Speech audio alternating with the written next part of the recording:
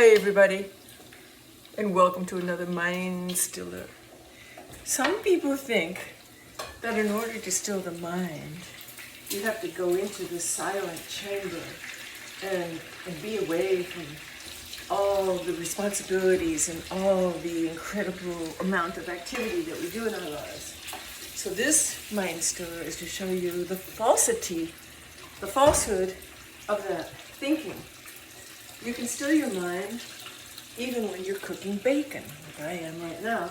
Oh yes, I eat meat. I'm not a vegetarian. Just because I meditate and do yoga and have all my life does not mean that I'm vegan or pescatarian. I am omnivore, but I'm very mindful of what I eat. So, how do we still the mind when we're busy doing other things?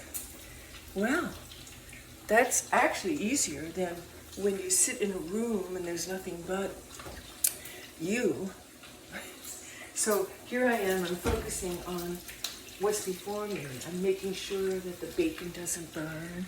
I'm making sure that everything is nice and even and balanced. And so therefore my mind is participating already in an activity, because that's the thing about the mind. The mind wants to be active. The mind does not want to just check out.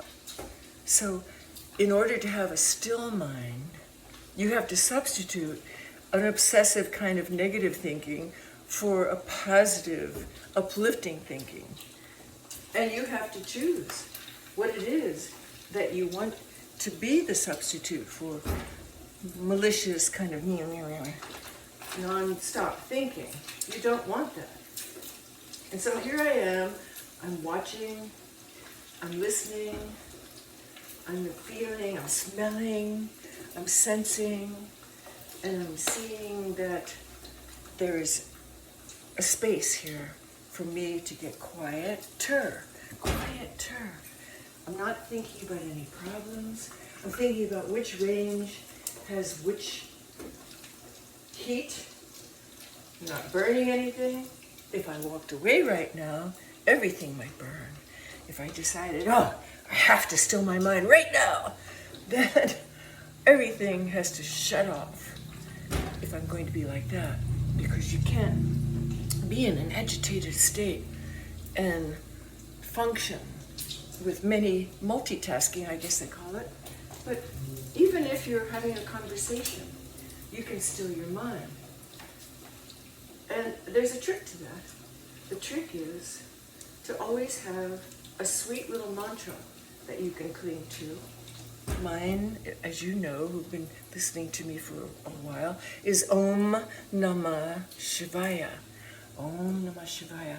So if I'm talking to somebody and they're ranting and they're raving and they're just going crazy with all sorts of stuff and they're spewing all sorts of conspiracies and bullshit, I'm not thinking what an asshole this person is. I'm thinking, Om Namah Shivaya, Om Namah Shivaya. I'm clinging like a life raft to something positive that I know works for me. And you get to figure out what that's going to be for you. It's going to be different than for me. You can experiment. You can go to different teachers and receive different methods of having a substitute in your mind, but you must substitute bad thinking for good thinking. Now, I'm using those qualifiers just because nothing really is bad and nothing's really good. It just depends on how you perceive it.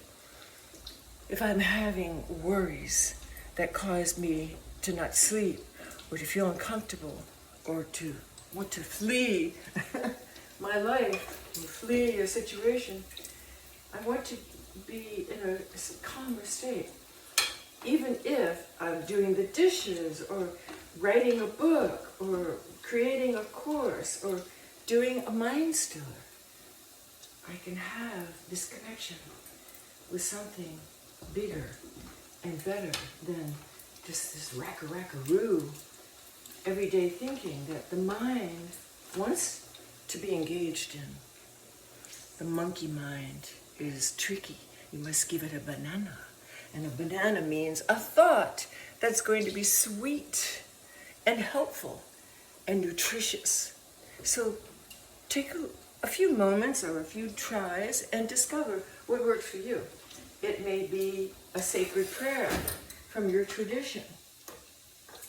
It may be a new mantra that you make up, like I want peace, or I am peace, or I am love, I am light. Try other things, and one day something will feel right, and it will click, and you'll say that's my key, that's my life raft, that's my ticket out of obsessive thinking.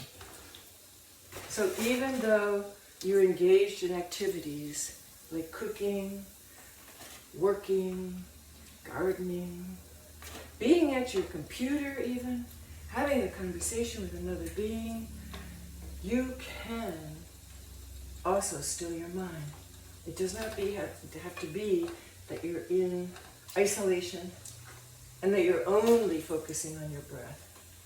Now, while I'm doing other things, of course, it's more challenging to focus on the breath, so you use another technique.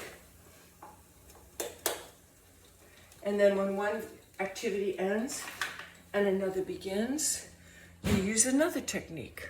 You go from one technique to the next, just like we do in life. So I leave you with that. Experiment and find the technique that works for you.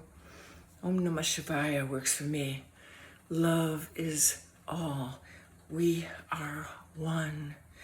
The power of oneness is incredible. Tune into it.